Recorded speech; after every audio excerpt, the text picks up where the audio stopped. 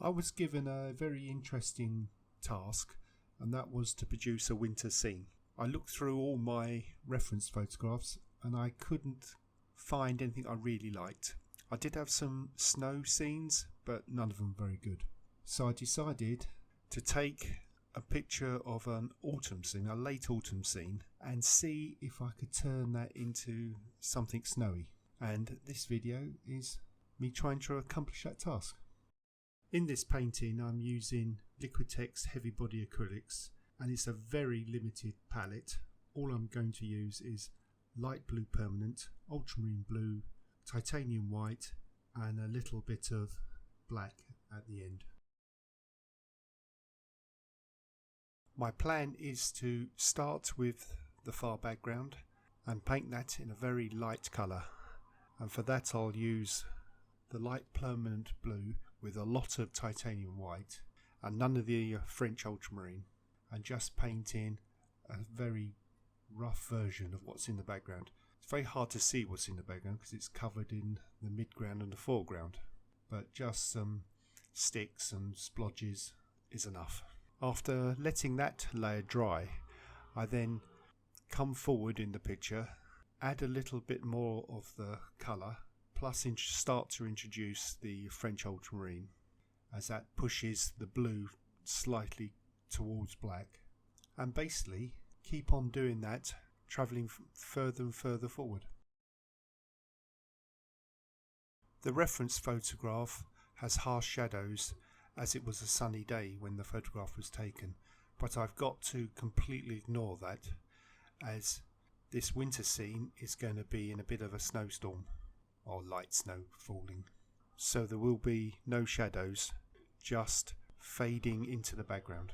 It's hard to ignore those shadows and light sides of the trees, the light and dark sides, but all I want is the rough shape of the tree and paint a silhouette of it.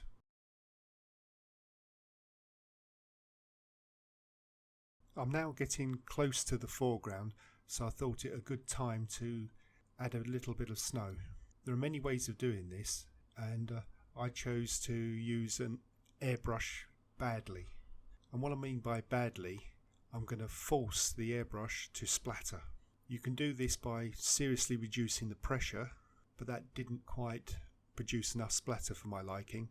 So I unscrewed the back of the airbrush and moved the needle in and out quite violently, and this provided the desired splatter. If you don't have an airbrush, you can do a very similar thing with a toothbrush and just dip that in the paint and run your fingers along the top of the bristles to splatter the paint forward. You have to be very careful with that because you can get sort of lines of splatter which wouldn't look very realistic. Also, I'm thinking about how the snow will settle on the trees, so I've started to paint some near white along the most dominant branches and trunks. While I've got some of that near white colour on the paintbrush, I'll spread it along the ground, trying to pick out some of the forms in the path going down the middle. I'm now going to make a start on the foreground trees, and here I've started with 50-50 light permanent blue and French ultramarine, and just a touch of black maybe. And I'm starting to pay a bit more attention on the shape of these foreground trees. As they stand out so much more, they need to be painted a little bit more accurately. And now on to the final foreground trees. For these, I'm going to introduce a lot of black to the mix. You can't help it, but these wide foreground trees are going to obliterate some of what you've painted before. It's tempting to shift their position so you don't obliterate much, but avoid that temptation and just place them where they're supposed to be. I have to go over these trees several times to make them very opaque because you don't want to see any of the background through the trunk and branches, and I found the first layer was a little too transparent. When all the trees and branches are in place, it's back with the snow.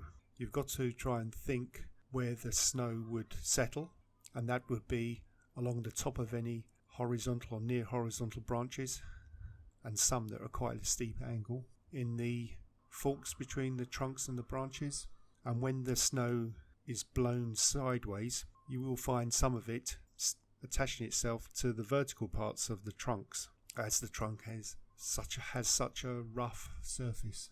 I'm using a bit of a dry brush technique dragged over the trunks to give the illusion of the little bits of snow that would stick to these vertical areas. The final thing to do is a bit more dodgy airbrushing to splatter some simulated snow all over the place, and then I'll consider it done. This has been quite a loose painting, not my usual high detail, but I enjoyed doing it, and making the painting look completely different to the reference photograph was an interesting challenge. Hope you enjoyed. Thank you for watching.